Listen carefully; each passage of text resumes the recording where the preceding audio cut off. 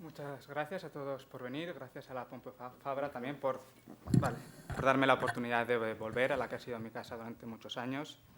En esta comunicación lo que quería hacer era analizar los planos detalle en el cine de Akiko Kaurismäki, en los que aparece la relación entre una mano y un objeto. Voy a hacer este análisis a partir del concepto brechtiano de gestus, o más bien en cómo Walter Benjamin entiende este gesto o este concepto cuando lo aplica al cine. También voy a hacer un análisis comparativo entre este mismo gesto en Kaurismäki y en Robert-Bresson, que creo que es bastante evidente que lo toma de él. Voy a enseñar primero unas imágenes para que vean a qué me refiero cuando hablo sobre este gesto en el plano detalle de Akiko Kaurismäki. Por ejemplo, este es de un hombre sin pasado. Vemos las manos como una huella de trabajo. Vemos en Crimen y Castigo esta relación, una relación de trabajo con cierta ironía, obviamente. Aquí también en la chica de la fábrica de... La chica de la fábrica de cerillas, esto ya es el atardecer, esta relación. También objetos, a veces como gestos que pueden parecer banales, como en esto cuando estás viendo unas salchichas, o un motivo que se repite muchas veces, que es la relación entre la mano y el dinero, que obviamente podemos ver que es bastante clara aquí con l'argent de Bresson. Pongo otros ejemplos en Bresson, esta famosa secuencia en Pickpocket, o también en Diario de un cura rural, donde podemos ver este gesto que se repite muchísimas veces en el cine de Bresson. Como podemos ver aquí, estamos hablando de un gesto puramente cinematográfico, porque no es simplemente un gesto que puede hacer un actor, sino que es un gesto que además se transmite a partir del encuadre y a partir del montaje. Lo que voy a hacer primero es introducir el concepto de gestus, que se puede entender como parte del método de interpretación discontinuo y de distanciamiento del teatro de Brecht. Es verdad que este concepto no lo desarrollo a fondo, pero hay un fragmento dedicado a la música géstica en Brecht que nos da algunas pistas. En este texto, Brecht aclara primero que este gesto no es simplemente una mera gesticulación, no es tampoco una cuestión de movimiento explicativo, enfático de las manos, sino sobre todo de actitudes. Por tanto, un lenguaje sería géstico cuando está fundado en un gesto, pero este gesto tiene que transmitir determinadas actitudes adoptadas por el personaje hacia otras personas. Por tanto, por medio de este gestus, los actores pueden describir una postura o una actitud en su interpretación, rehuyendo simples identificaciones, interrumpiendo el sentido común del espectador y elevando un comentario sobre las condiciones sociales históricas de dicha acción. Por tanto, gestus en Brecht se utiliza principalmente para reinterpretar comportamientos cotidianos. De esta manera se puede mostrar gesto social implícito en cada gesto. Cuando Benjamin incorpora este gesto al cine, lo que está resaltando es principalmente su aspecto fragmentario. De hecho, en el autor, como productor dice o declara Benjamin que el uso de gestus en Brecht no es más que la restauración del método formal de montaje en radio y en cine. Cuando aplica ya directamente una imagen cinematográfica, lo hace respecto a la interpretación de Chaplin.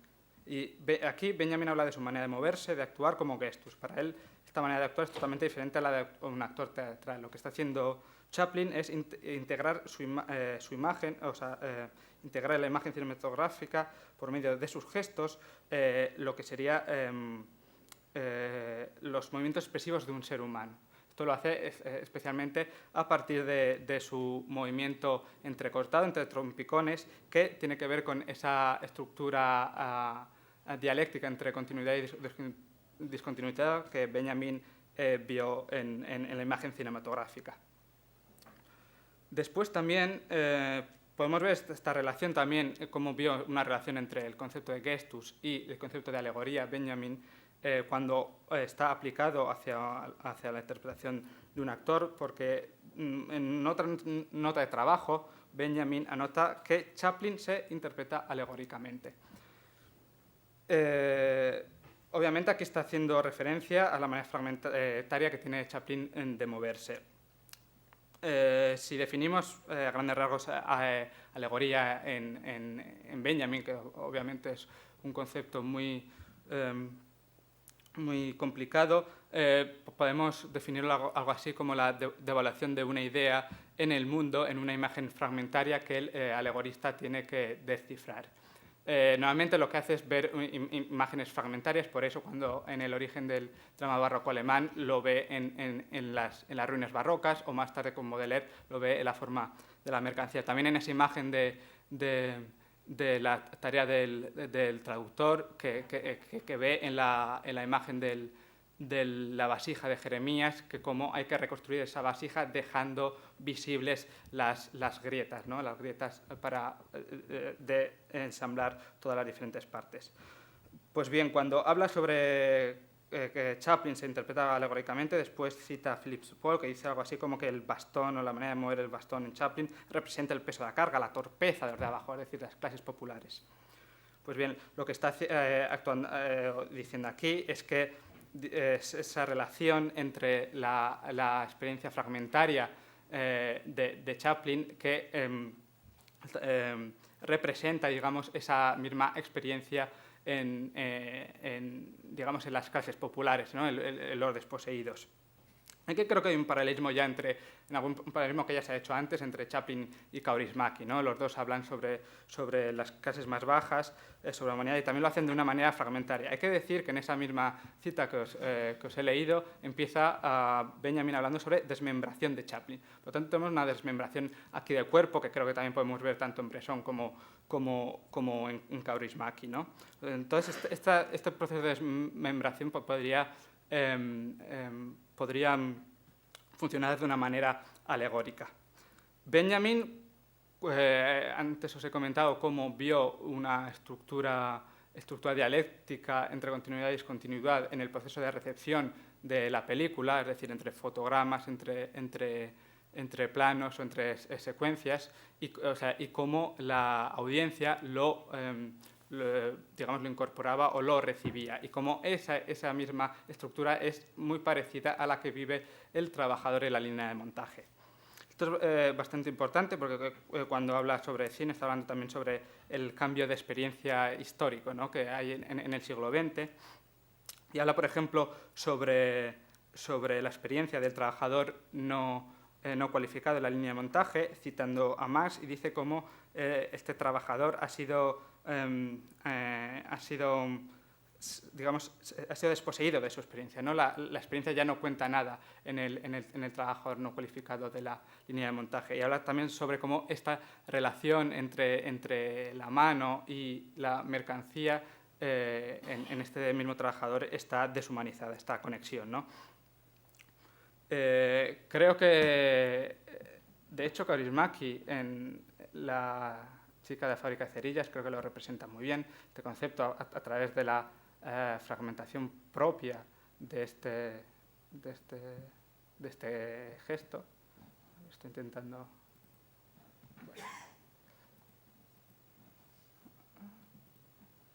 poneros esta secuencia porque creo que lo hace muy bien. Bueno, vemos toda una fragmentación del proceso de producción, ¿no? En una cadena de montaje, y lo que está haciendo es, de hecho, gracias a la fragmentación propia que el cine puede operar, ¿no? Formalmente, nos está invirtiendo, de hecho, esa experiencia fragmentaria que tiene el trabajador. Ahora mismo vamos a ver cómo las manos de la trabajadora de Iris, que es la protagonista de esta película, cómo vamos a ver la alineación, digamos, que sufre con respecto a esos objetos en la línea de montaje. Un poco más tarde, aquí lo tenemos. Aquí tenemos esta alineación, ¿no? Que no puede sentir como suyos, digamos, esa mercancía que se produce al final. Esto, por supuesto, es muy diferente a la del artesano, que podía sentir como suya, ¿no? la mercancía que operaba al final. Lo que nos está haciendo ahora es, vemos esas manos desmembradas, digamos, de su cuerpo, pero lo que nos está haciendo es unirnos otra vez esas manos, ¿no? al cuerpo de lo que lo tiene. De hecho, Benjamin entendió el papel histórico del cine como un intento de deshacer la alienación sensorial, ¿no? que tenían los seres humanos a principios del siglo XX, y vio cómo, a partir de la percepción condicionada por shocks del cine, cómo podía entrenar, digamos, a las masas en esa misma en esa misma experiencia de la modernidad que venía a partir del shock. También vio una imagen alegórica en estas imágenes que se abren, vio este concepto de abrirse, desplegarse, que vio Benjamin en el cine, y cómo la alienación del ser humano puede hacerse visible, legible, términos materialistas en el cine. Hay también un aspecto revelador en este procedimiento alegórico del cine, y esto ya creo que lo puedo unir al concepto de inconsciente óptico, como el título de la comunicación dice. Estoy utilizando, ¿no?, la tercera definición de hecho que da cuando habla sobre ahora podemos saber qué ocurre entre la mano y el metal cuando cogemos una cuchara o un encendedor. Lo que está hablando en inconsciente óptico, simplemente no voy a entrar a fondo, pero dice algo así como que lo que puede hacer es enseñar los detalles que hasta ahora habían permanecido escondidos a nuestro ojo, ¿no? Y también dice cómo abre una esfera diferente en nuestra conciencia o cómo percibimos el espacio bajo otro prisma.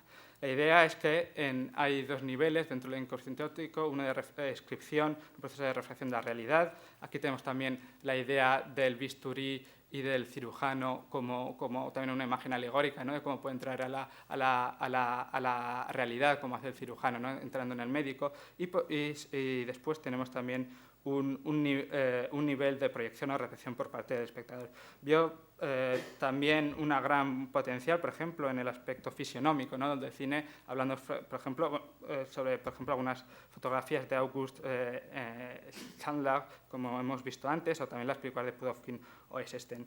Creo que con esto podemos ligarlo ya a Bresson, que utilizó la fisionomía especialmente porque lo que intentaba era aprender la superficialidad de la realidad, y en esta superficialidad de la realidad también está la superficialidad del cuerpo humano, para elevarla a algo trascendental, ¿no? Por ejemplo, si vamos a André Bazin, habló sobre Bresson también, cómo funcionan, su aspecto fisiológico es bastante importante y cómo eso funciona como huella del alma. O también Susan Sontag, que hablaba sobre Bresson, como está más interesado en la física de las almas más que la psicología de las almas, ¿no? Es decir, la fisicidad es muy importante, pero para abrir algo trascendental. De hecho, en notas sobre el cinematógrafo, Bresson está defendiendo su principio de fragmentación, argumentando lo que es indispensable para no querer la representación. Esto lo podemos ligar entonces otra vez a Brecht, como Brecht lo que está haciendo es interrumpir la continuidad para suspender la absorción psicológica de la narración, pero también Bresson anota a continuación que el hecho de aislar diferentes partes de cada cosa o de cada ser vivo lo que sirve es para otorgarles una nueva dependencia. Esta nueva dependencia lo que hace es decir, cierra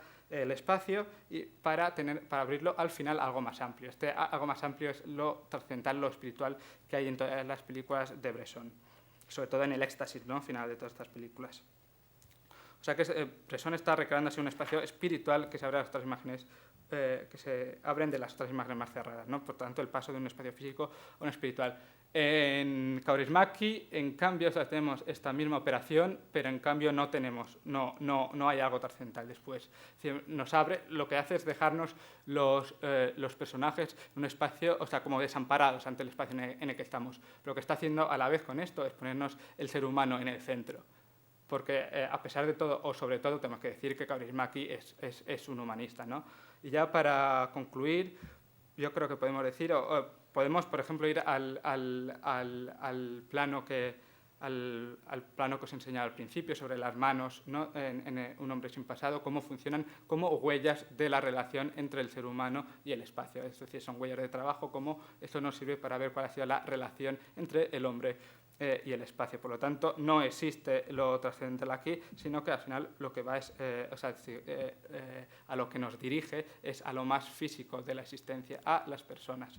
Por lo tanto, como conclusión, podemos decir que estos planos de detalle se pueden leer como citas de Bresson, pero con un aspecto paródico en el mejor sentido de la palabra, es decir, que las toma pero le da un nuevo significado. La ironía, que no he podido entrar ahora, pero en el texto escrito sí que lo podréis ver, tanto como el procedimiento alegórico del que he hablado, sirve para devolver los objetos al mundo material, es decir, a lo más físico de la existencia.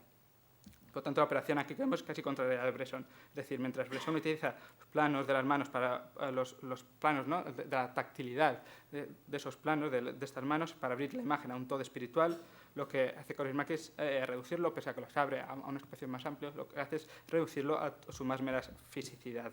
Por lo tanto, un espacio espiritual en Kaurismäki. Sin embargo, al reducir todos estos objetos a su aspecto físico, Kaurismäki no está simplemente cerrando la imagen, sino que lo abre a través de este procedimiento alegórico, lo abre a abre la imagen a un todo que no es un todo ideal o mítico, un todo sin fisuras, sino a un todo con contradicciones, es decir, una realidad fragmentaria con contradicciones, que sería, digamos, una imagen de humanidad que, como en Chaplin, diríamos que tiene su base en aquellas capas más bajas, ¿no?